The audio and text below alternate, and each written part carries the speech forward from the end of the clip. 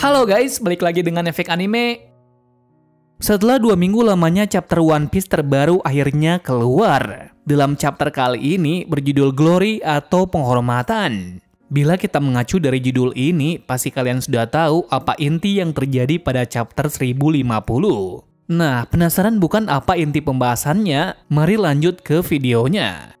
Tapi sebelum kita menuju topik utama, jangan lupa untuk klik subscribe dan nyalakan lonceng notifikasinya agar selalu mendapatkan update seputar informasi anime dari kami.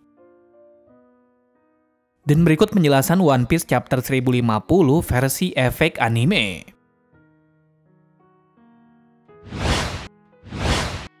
Awal bab kita langsung diberikan lanjutan cover Germa.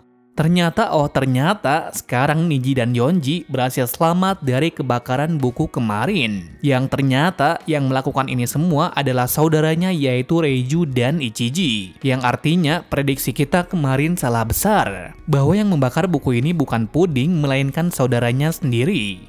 Yang menjadi pertanyaannya, bagaimana mereka berdua menyelinap dengan cepat sejauh ini? Padahal mereka juga dikejar oleh Oven dengan menggunakan kekuatan cermin dari Broly. Entah bagaimana Reiju dan Ichiji melakukannya, yang pasti mereka berhasil tiba di lab penelitian dan menyelamatkan dua adiknya. Lanjut pada halaman kedua, masih melanjutkan jatuhnya Kaido dari pukulan bajranggan dari Luffy. Mengejutkannya dari situ, tampaknya Kaido terdorong cukup jauh sampai ke dasar tanah hingga mencapai lahar magma di ujung tanah paling bawah. Tak hanya Kaido saja, ternyata Big Mom juga mengalami hal yang sama. Yakni dia juga terjatuh sampai ke area magma bersamaan dengan Kaido. Dengan dua lubang besar yang dibuat oleh Law dan Kid, menjadikan sebagian pulau menjadi terbelah menjadi dua. Sehingga bagian satunya yang mengarah ke perairan Wano Kuni menjadi retak akibat jatuhnya dua Yonko tersebut. Adanya hal ini pasti terjadi erupsi besar nantinya dikarenakan ada letusan gunung bawah laut yang akan mengguncang Wano Kuni. Tak jauh dari kejadian itu, Yamato yang melihat Luffy terjatuh langsung berlari untuk menangkapnya. Barulah di saat itu, pemenang dari pertarungan ini diumumkan. Pemenangnya adalah Monkey D. Luffy. Seketika itu, Luffy langsung terbaring lemas dan tidur sangat pulas. Yamato yang melihat Luffy tertidur seperti itu sangat senang bahwa dia benar-benar hebat. Layaknya seorang pahlawan yang sebenarnya. Sementara itu di tempat lain, tepatnya di ibu kota bunga, akhirnya festival yang telah berjalan seharian akhirnya mulai berakhir. Dalam panel kecil kita diberi flashback dari Toko dan Yasui. Toko sedikit membicarakan mengenai sifat dari Yasui, ayahnya yang pemberani. Diketahui pada masa dulunya, ayahnya sangat berani bersikap apapun, walaupun dia sudah tahu dengan statusnya sebagai Shogun Hakumai. Yang mana jika identitasnya terungkap, maka dia akan terbunuh dengan sangat keji. Akan tetapi Yasui tidak peduli dengan terungkapnya identitas sebenarnya demi kebaikan negeri ini. Toko pun bertanya kenapa ayahnya rela melakukan hal tersebut.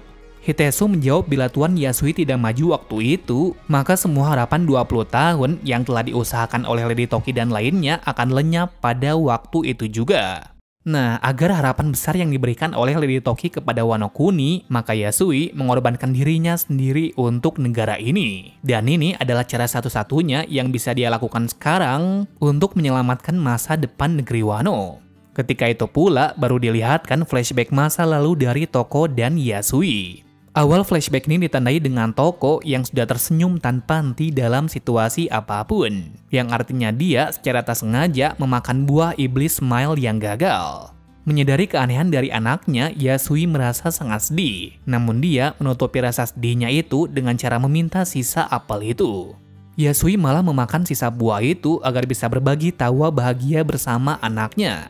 Awal mula inilah kenapa Yasui bisa terkena efek buah iblis smile. Karena bila kita ketahui pada masa mudanya, dia adalah orang yang sangat bijaksana dan berhati-hati terhadap apapun. Sejak dari situlah sifatnya mulai berubah seiring berjalannya waktu. Mendengar cerita tersebut, Toko merasa sedikit bersalah. Maka dari itu, sebelum lampion diterbangkan, dia menulis ulang harapan pada lampion tersebut. Lampion tersebut bertuliskan "Ayah, terima kasih atas segalanya yang telah kau berikan." Hitesu kemudian berkata, benar juga, itu lebih dari segalanya bagi seorang samurai. Itu adalah penghormatan terbaik. Sedangkan di sudut lain, Nekomamushi terlihat sangat senang melihat lampion yang berterbangan, yang artinya semua ini telah berakhir.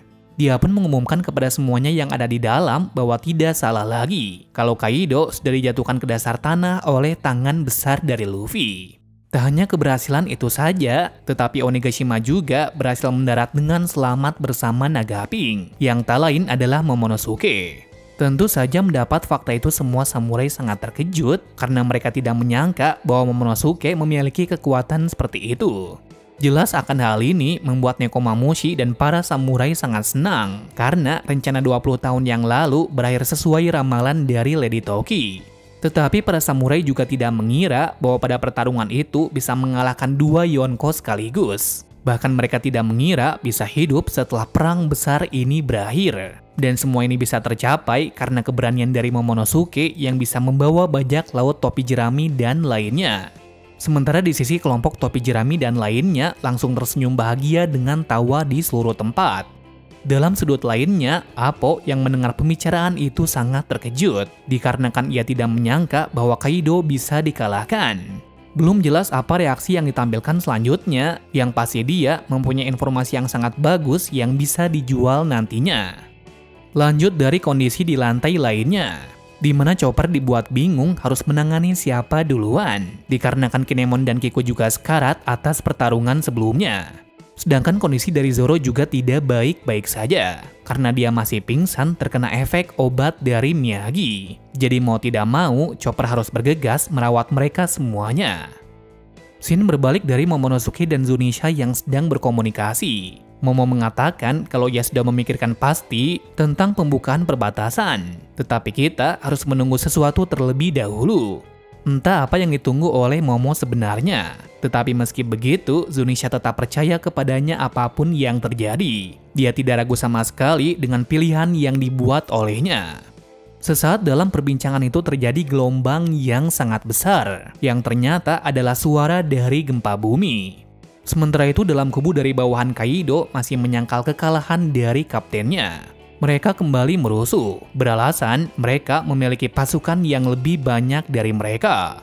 Jelas sekali Franky dan Brook yang melihat hal itu akan meladeni mereka sampai mereka mengalah. Namun tepat sebelum pertarungan, Yamato menghentikan mereka semua, beralasan bahwa Kaido sudah kalah dan mereka harus berhenti bertarung sekarang. Akan perkataan tersebut membuat bawahan dari Kaido kebingungan. Kenapa Yamato memihak para samurai? Yamato dengan lantang mengatakan jika mereka tetap bertarung, maka akulah yang akan menjadi lawanmu. Tak lama dari situ terdengar gemuruh yang mulai di dalam tanah, yang artinya akan terjadi erupsi di pulau ini. Dan ternyata di dalam tanah, Kaido dan Big Mom sudah tenggelam di magma panas tersebut. Lalu apakah yang terjadi dengan mereka berdua? Apakah mereka akan mati atau tetap hidup? Kita nantikan saja chapter selanjutnya. Di panel lainnya tepatnya di Udon, tampaknya gempa sudah menyebar sampai ke sana. Hal ini terbukti dari Babanuki yang merasakan getaran tersebut. Babanuki dan anak buahnya pun merasa kebingungan bagaimana bisa gempa terjadi sekarang, apalagi gempa itu terjadi di laut.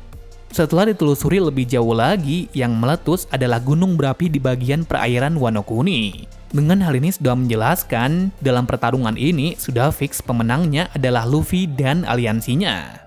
Nah, untuk menenangkan keadaan dari penduduk Wano Kuni, Momo pun bergegas ke ibu kota untuk menenangkan mereka semua, bahwa mereka akan baik-baik saja. Tentu saja para penduduk sangat terkejut dengan kedatangan naga besar yang mereka kira adalah Kaido.